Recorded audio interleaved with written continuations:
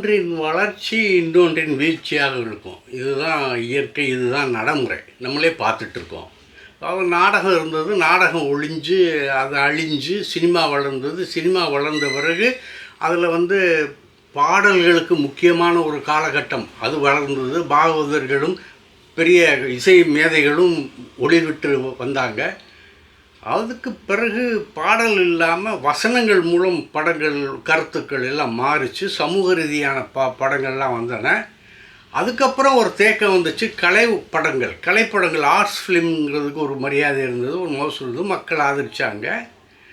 அதுக்கு பிறகு வேறு மாதிரியான ஒரு சிந்தனைகள், அதாவது மசாலா படம்னு சொல்கிறோம் இல்லையா, அந்த மசாலா படங்களுக்கான ஒரு காலகட்டம் வந்தது.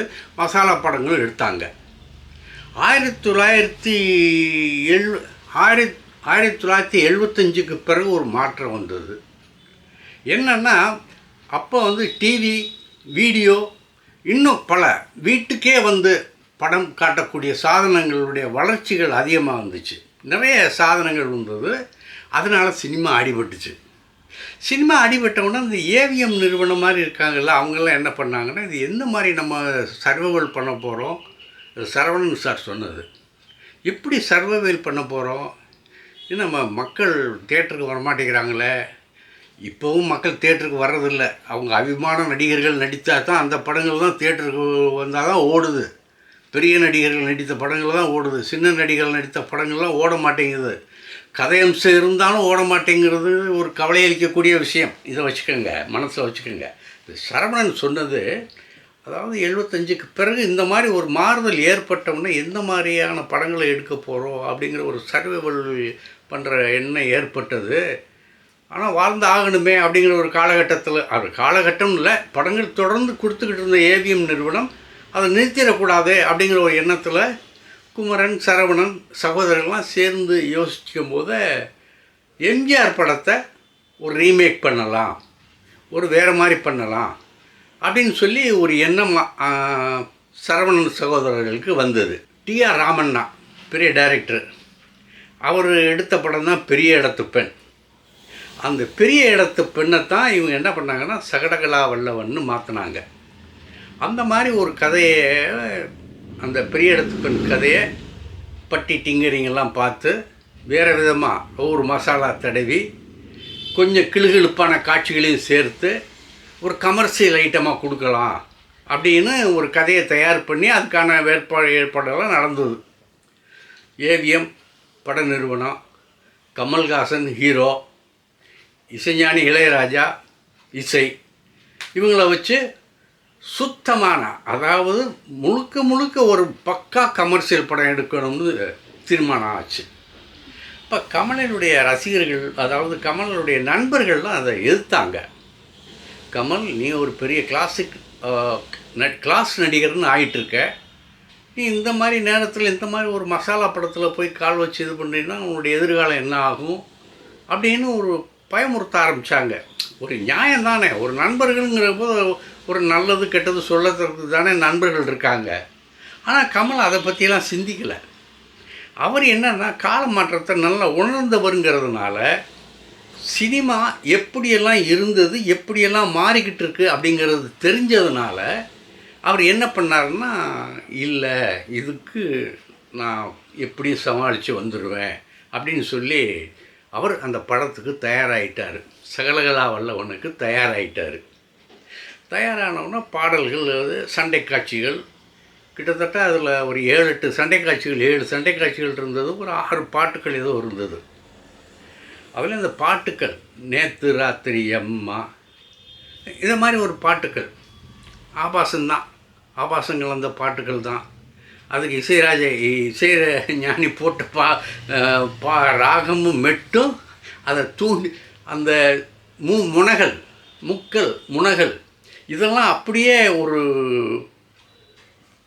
காமரசத்தை அடிப்படையாக கொண்டது அப்படின்னு சொல்கிறதுல தப்பு இல்லை. அந்த மாதிரி தான் இருந்தது. இன்றைக்கும் பாருங்கள், அந்த பாடல் வந்துச்சுன்னா தலையாட்டாத ரசிகர்களே கிடையாது, இளைஞர்கள் கிடையாது, வாலிபர்கள், வயோதிகள் எல்லாருமே அந்த பாட்டுக்கு அடிமை. அந்த பாட்டு மட்டுமா நிலா காயுதே அந்த படத்து பாட்டு தானே. அதில் கமல் ரொம்ப ஃப்ரீயாக நடிச்சிருப்பார். ஃபைட், பாடல் காட்சிகள், ஆடல் எல்லாம் தூக்கலாக இருந்தது. ஃபைட் சீனில் கண்ணாடியை உடைச்சி பாயணும், அதை நொறுக்கிட்டு பாயணும். அந்த மாதிரி ஒரு சீன் வச்சுருந்தாங்க. அந்த மாதிரி சீனை இவரே பண்ணார், கமலே பண்ணார். இதில் என்ன ஆச்சுன்னு சொன்னால், முகத்துல எல்லாம் காயம், கை காலெலாம் காயம், ரத்தம் விளாறு. கேமராமேன் பாபு அதை அலறி போயிட்டார். அவர் கேமரா வழியாக பார்க்கும்போது அவருடைய கோரம் தெரிஞ்சது. கமல் முகமெல்லாம் ரத்தம், உடம்பெல்லாம் என்னமோ மாதிரி இருக்குது, கண்ணாடி கீச்சு போய் எங்கெங்கே என்னன்னு தெரியலை. அவர் அப்படியே பதறி போய் கேமரா ஆஃப் பண்ணுறாரு. டைரக்டர் எஸ்பி முத்துராமன் பதறி போனார். ஐயோ, நம்ம படத்தில் இந்த மாதிரி ஆயிடுச்சு அப்படின்னு சொல்லி அவர் பதறி போனார். இருக்குமா இல்லையா? பதட்டம் வருமா வராதா? ஒரு பெரிய ஹீரோ, ஒரு முன்னணி ஹீரோ, அவருக்கு இந்த மாதிரி நம்ம படத்தில் அடிபட்டு போச்சுன்னு சொன்னால் நிச்சயம் ஒரு கவலைப்படுவாங்களா இல்லையா? ஆனால் அதில் என்ன ஆச்சரியம் பாருங்க, கமல் யாருடைய உதவியும் தேவைப்படாமல் அவரே ஓடிட்டார். நேர ஆஸ்பத்திரிக்கு போயிட்டார். கார் எடுத்துக்கிட்டு நேர ஆஸ்பத்திரியில் போய் அட்மிட் ஆகிட்டார். இவங்க அது entire unit, AVM entire unit அவர் பின்னாலே ஓடுது, ஆஸ்பத்திரிக்கு போகுது. அப்போது சிஎம் வந்து நம்ம சிஎம் மக்கள் திலகம் எம்ஜிஆர், அவர் பீரியட்லேயே சகலகலாவல்லவன்னு பேர் வைக்கிறதுக்கு ஒரு தைரியம் வேணும். ஏன்னா சில படங்களுடைய டைட்டில்கள் சிலருக்கு பெரிய அவசியை தந்திருக்குங்கிறது, பெரிய பெரிய பிரச்சனையை தந்திருக்குங்கிறது உங்களுக்கெல்லாம் தெரியும். அதில் மாட்டிக்கிட்டவர் தான் நம்ம விஜய். இங்கே நேராக ஜெயலலிதாவை சந்திக்க மலைவாசஸ்தலத்துக்கே ஓடுனார்ல, ஓடி போய் சந்திக்க முடியல, மன்னிப்பு கேட்கலாம், அந்த மாதிரிலாம் இல்லை. உங்களை சொல்ல த டைம்ஸ் டு லீட் அப்படிங்கிறது உங்களை குறித்து இல்லை. அப்படி அந்த ஒரு துணை டைட்டில் வச்சதுக்கே அவர் அந்த மாதிரி ஆடி போனார். அந்த மாதிரி அரசாங்க அமைச்சர்கள் குதிச்சு போயிருந்தாங்க அந்த காலகட்டத்தில். அதே மாதிரி இவருக்கும் கோபம் வருமா வராதா எம்ஜிஆருக்கும்? ஆனால் அதுக்கு அவர் வரலை. அவர் அதை அந்தளவுக்கு ஒரு தரம் குறைந்தவர் அல்ல. அது மாதிரிலாம் மதிப்பிட மாட்டார் அவர். அந்த தலைப்பினால் நமக்கு ஒரு ஆபத்து வந்துடும், நமக்கு கீழே இறக்கம் ஆகிடுவோம் அப்படிங்கிற மாதிரியெல்லாம் எம்ஜிஆர் சிந்திக்க மாட்டார். ஆனால் அவர் தைரியமாக சகலகலாவல்லவன் நீ தாயா அப்படிங்கிறத ஏற்றுக்கிட்டு அவர் இது பண்ணார். அவர் கமல்ஹாசனுக்கு ஃபோன் பண்ணி சத்தம் போட்டார், நீ ஒரு நடிகன், உனக்கு முகம்தான் ஆதாரம். அந்த முகத்தை நீ கிழித்து சிதைச்சிக்கிட்டீன்னா உன்னை நம்பி பணம் போட்டிருக்கான்ல பட முதலாளிகள் பல பேர், அவங்களுடைய நிலைமைகள் என்ன ஆகும்? ஒரு நடிகனுக்கு முகந்தாயா அவசியம், அதை பாதுகாத்துக்கணும். ஏன் இந்த படத்தில் இந்த சண்டை காட்சியில் நீ சண்டை போட்டால் தான் அது தெரியுமா ரசிகர்களுக்கு? டூப் போட்டுக்கலாமே, ஏன் டூப் போடக்கூடாது அப்படின்னு எம்ஜிஆர் கேட்குறாரு. அதுக்கு கமல் பதில் சொல்கிறாரு, ஐயா காலம் மாறிப்போச்சு, இப்போ எந்த படத்துக்கு எந்த டைரக்டர் பண்ணுறாருங்கிறத கேட்டுட்டு வந்து படம் பார்க்குற காலம் ஆகிப்போச்சு. ரசிகர்கள் அந்தளவுக்கு முன்னேறி இருக்காங்க. டூப்பா நிஜமா அப்படிங்கிறது அவங்களுக்கு நல்லா தெரியும். அந்த நேரத்தில் நம்ம ரிஸ்க் எடுக்க வேணாமே, இந்த டூப் போடுறதெல்லாம் மக்கள் மதிக்க மாட்டாங்கன்னு எம்ஜிஆர்கிட்ட சொல்கிறாரு உலக நாயகன் கமல்ஹாசன். இது பத்திரிகைகளில் வந்தது. பத்திரிகைகளில் அப்போ பரபரப்பாக அது பேசப்பட்டது மட்டும் இல்லை, சிலர் என்ன பண்ணாங்க, எம்ஜிஆருக்கு கமல்ஹாசனுக்கு சண்டையை மூட்டை பார்த்தாங்க. எம்ஜிஆருடைய புத்திமதியை கமல்ஹாசன் மீறுறாரு, எம்ஜிஆருக்கே திருப்பி பதில் சொல்கிறாரு, அந்த மாதிரியெல்லாம் பல திருப்பு வேலைகள்லாம் செஞ்சு ஒரு சதி பண்ணி பார்த்தாங்கள்லாம் அந்த நேரத்தில். ஆனால் அது எதுவும் எடுபடலை. ஏன்னா எம்ஜிஆருக்கு நல்லா தெரியும் கமல்ஹாசனை பற்றி, கமல்ஹாசனுக்கு நல்லா தெரியும் எம்ஜிஆரை பற்றி. எம்ஜிஆர் தூக்கி வளர்த்த பிள்ளை தானங்க கமல்ஹாசன். அதனால் அவர் அந்த காலத்தின் கட்டாயம் அதை சொன்னார். சகலகலாவன் ரிலீஸ் ஆச்சு. சென்னை அலங்கார் தியேட்டரில் படம் ஓடுது, சக்கப்போடு போட்டுக்கிட்டு ஓடுது. கேமராமேன் பாபு வந்து அந்த படத்தை பார்க்குறதுக்காக எப்படி ரசிக்கிறாங்க, தியேட்டரில் ரசிக்கிறாங்க அப்படின்னு பார்க்குறதுக்காக அலங்கார் தியேட்டருக்கு வர்றாரு. கமல்ஹாசன் சந்தோஷமாக சத்தம் போடுறாரு, பாபு சார் நான் வந்து ஆல் கிளாஸ் லைட்டராக நடிகன் ஆகிட்டேன் அப்படின்னு சத்தம் போடுறாரு. ஏன்னா அதுக்கு முன்னாடி அது வரைக்கும் கமல்ஹாசன் இந்த படம் சகலகலாவல்லவன் வருகிற வரைக்கும் கமல்ஹாசன் எந்த இடத்துல இருந்தாருன்னா ஒரு ஆர்ட் நடிகர், திறம்பட நடிக்கக்கூடியவர். இந்த மாதிரி மசாலா படத்துலலாம் நடிக்க மாட்டார். இந்த குடிசை வாழ் மக்கள்கிட்டலாம் ஒரு அணுக மாட்டார். அந்த இது ரீச் ஆகாதவர். மேல்மட்டம் கலை ரசிகர்கள் இவர்களுக்கு மட்டுமே ரீச் ஆகக்கூடியவர் அப்படிங்கிற ஒரு மனப்பான்மை இருந்தது. அதை உடைச்சிட்ட ஒரு சந்தோஷம் கமல்ஹாசனுக்கு இருந்தது. இதை எதுக்காக சொல்கிறேன்னா, கால மாற்றங்கள் எப்படியோ பல விதங்களில் எல்லாம் மாற்றம் வரும். ஆகவே இனி வரும் படங்கள் இப்போ இந்த சம்பவத்துக்கு அப்புறம் படங்களுடைய நிலைமைகள்லாம் மாறிச்சு. இது ஒன்றைத்தான் சகலகலாவனை தான் ரசித்தாங்களே தவிர அதுக்கு பின் இதே மாதிரி பாணியில் வந்த படங்களெல்லாம் மக்கள் தவிர்க்க ஆரம்பித்தாங்க. அதுக்கு காரணம் கமலனுடைய நடிப்பு, பாடல் எல்லாமே ஒரு காரணமாக இருந்தது. இப்போ நடிகர்கள், பெரிய நடிகர்கள் நடித்திருந்தால் தான் தியேட்டருக்கு வராங்கங்கிறது ஏற்கனவே சொல்லியிருந்தேன். அந்த நடிகர்களுக்கு கூட கதை அம்சம் முக்கியம், டைரக்ஷன் முக்கியம். இப்போ டைரக்ஷன் ரொம்ப மக்கள் ரசித்து பார்க்குறாங்க. டைரக்டர் எந்த இதில் நோக்கத்தில் எடுக்கிறாரு, எந்த மாதிரி ஆங்கிளில் வச்சுருக்காரு அப்படிங்கிறதெல்லாம் இப்போ ரசிக்க ஆரம்பிச்சிட்டாங்க. இந்த உதாரணத்துக்கு அங்கம்மாள்னு ஒரு படம், ஜாக்கெட் போடாத படம் இதில் மட்டும்தான் இருந்தது. இப்போ சமீபத்தில் இது விக்ரம் நடித்த படத்தில் கூட ஜாக்கெட் இல்லாமல் தானே நடித்தாங்க. அந்த காட்சிகள்லாம் இருந்ததில்லை. நம்ம முதல் மரியாதையில் ஜாக்கெட் இல்லாமல் தானே சில நடிகைகள், பெரிய நடிகைகள்லாம் நடிச்சிருந்தாங்க. ஆனால் இதில் முழுக்க ஜாக்கெட் இல்லாமல் இந்த அங்கம்மாளுங்கிற படத்தில் நடிச்சிருந்தாங்க. அதையும் மக்கள் ரசிக்க ஆரம்பித்தாங்க. அந்த கதை கதைக்களை அவ்வளோ அற்புதமான கதைக்கழகமாக இருந்ததுனால மக்களுடைய ஆதரிப்பு, ரசனை எல்லாமே இருந்தது. சரி, அடுத்து அதாவது இப்போ பெரிய ஹீரோக்கள் இல்லைன்னா, இப்போ இந்த கால மாற்றம், பெரிய ஹீரோக்கள் இல்லைன்னா சங்கர், மணிரத்னம், நம்ம ஏஆர் முருகதாஸ் இந்த மாதிரி ஆட்கள்லாம் படம் எடுக்க முடியாது. அவங்க பெரிய ஹீரோக்களை நம்பித்தான் கதையை வச்சிட்ருக்காங்க. சின்ன ஹீரோக்களுக்கு அவங்கக்கிட்ட கதை இல்லை. அதை வச்சா இப்போ மணிரத்னம் ஒரு சாதாரண நடிகரை வச்சு படம் எடுத்தால் ஓடுமா? அவர்கிட்ட எதிர்பார்க்கிறது அதெல்லாம் காலம் மாறிப்போச்சு.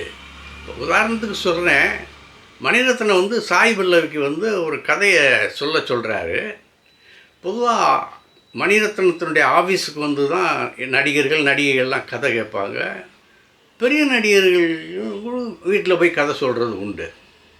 சாய் பல்லவி அந்த மாதிரி ஆஃபீஸ்க்கு கூப்பிட்டு இந்த மாதிரி கதை கேட்கணும் அப்படின்னு சொன்னபோது சாய் பல்லவி நாங்கள் அங்கெல்லாம் வரமாட்டேன், என் இடத்துக்கு நீங்கள் வரணும், கதை சொல்லணும் அப்படின்னோடனே தன்னுடைய அசிஸ்டண்ட் ஒருத்தரை அனுப்பிச்சாராம் சாய் பல்லவி வீட்டுக்கு. சாய் பல்லவி இருந்த இடத்துக்கு போய் கதையை சொல்லியிருக்காரு.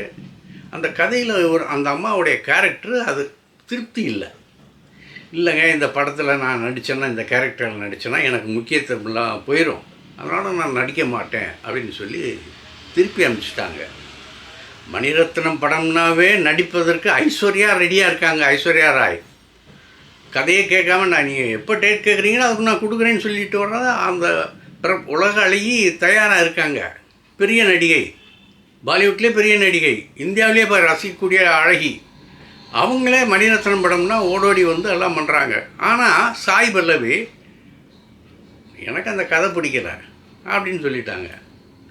ஆனால் எல்லாருமே என்ன வற்புறுத்துகிறாங்க, மணிரத்னத்தினுடைய நல்லவர்கள், அவருடைய உதவியாளர்கள் எல்லாம் சொல்கிறாங்க, சார் அந்த கேரக்டருக்கு சாய் பல்லவி இருந்தால் தான் நல்லாயிருக்கும், ஆகவே கதையில் சில மாற்றங்களை செஞ்சு அந்த படத்தை நம்ம அந்த அம்மாவுக்கு திருப்திப்படுத்தலாம் அப்படின்னு சொன்னால் மணிரத்னமும் வேறு வழி இல்லாமல் அந்த கதையில் சில மாற்றங்களை செஞ்சு அந்த மாற்றங்களை சொன்ன பிறகு சாய் பல்லவி நடிப்பதற்கு ஒத்துக்கொண்டார்.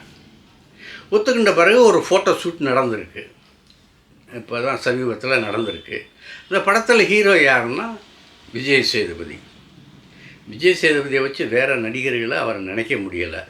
விஜய் சேதுபதி அந்த கேரக்டருக்கு சரியாக இருப்பார்னு சொல்லி மணிரத்னம் அந்த படத்தை டைரக்ட் பண்ண ரெடியாக இருக்கார். இந்த செய்தியோட இன்னும் ஒரு சின்ன தகவலை மட்டும் சொல்லி நான் முடிக்கலாம்னு ஆசைப்பட்றேன். இந்த ராம்கோபால் வர்மா அவர் பெரிய ஒரு வேடிக்கையான ஆள்னு சொல்ல முடியாது, ஒரு சேட்டக்கார ஆள், குசும்பு நிறையா இருக்கும். ஸ்ரீதேவியை தண்டர் தைஸ்ன்னு சொல்லி கூப்பிட்டது அந்த ஆள் தான். அதை சில பேர் என்ன பண்ணாங்க, என்னங்க தண்டர் தைஸ்ன்னு ஸ்ரீதேவியை போய் சொல்கிறீங்க, ஒரு சிறந்த நடிகை, ஏயா நான் சொல்லி அந்த அம்மா அதை பற்றி கவலையே படலை, அதை பற்றி சிந்திக்கவும் இல்லை, அதை ரொம்ப அதுக்கு கண்டனம் தெரிவிக்கவும் இல்லை, அதுக்கு எதிர்ப்பு தெரிவிக்கவும் இல்லை, ரசித்தாங்க ஐயா. அப்படி இருக்கும்போது நீங்கள் ஏன் ஊடால வர்றீங்க அப்படின்னு சொல்லி அதை இது பண்ணார். அவருக்கும் ஊர்மிளா மற்றவங்க இருக்குங்கிறது ஒரு காதல் இருக்குது, இதெல்லாம் இருக்குதுன்னு சொல்லி ஒரு கிசுகிசு வந்தது. அவர் அந்த நேரத்தில் வந்து அந்த அம்மா வச்சு நிறைய படங்கள்லாம் எடுத்துகிட்டு இருந்தார். அதனால் இந்த கிசுகிசு வந்தது. இவரும் என்ன பண்ணார், அவர் எழுதின ஒரு புத்தகத்தில் ஊர்மிளா மடவனுக்கு அந்த புத்தகத்தை அர்ப்பணிச்சிருந்தார். சமர்ப்பணம்னு சொல்லுவோம் இல்லையா, டெடிகேஷன்னு சொல்லுவோம் இல்லையா, அதை அது பண்ணியிருந்தார். ஆகவே இந்த இது ரெண்டும் பொருத்தமாக இருந்தது. ஆக 2 பேருக்கும் கள்ளத்தொடர்பு அப்படி இருந்ததுன்னு சொன்னாங்க. ஆனால் ரொம்ப வருத்தப்பட்டார் ஆர்கேஜி ராம்கோபால் வர்மா. நான் அமிதாப் பச்சன் கூடலாம் நடிச்சிருக்கேன், அவரெல்லாம் டைரக்ட் பண்ணியிருக்கேன். அவரை பற்றியெல்லாம் எதுவும் செய்தி, அவர் பொண்ணு நடிகைகளை பற்றி சொன்னோன்னே ஏன் அப்படியெல்லாம் பேசுகிறீங்க, அதெல்லாம் தவறுங்கய்யா அப்படின்னு சொல்லி அவர் சொன்னார். அந்த ஒரு சம்பவம் இப்போ ஞாபகம் வந்துச்சு, அதை உங்கள்கிட்ட பகிர்ந்துக்கிட்டேன். நாளை சந்தி. இந்த வீடியோ உங்களுக்கு பிடிச்சிருந்தா லைக் பண்ணுங்கள், கமெண்ட் பண்ணுங்கள், ஷேர் பண்ணுங்கள், சப்ஸ்கிரைப் பண்ணுங்கள்.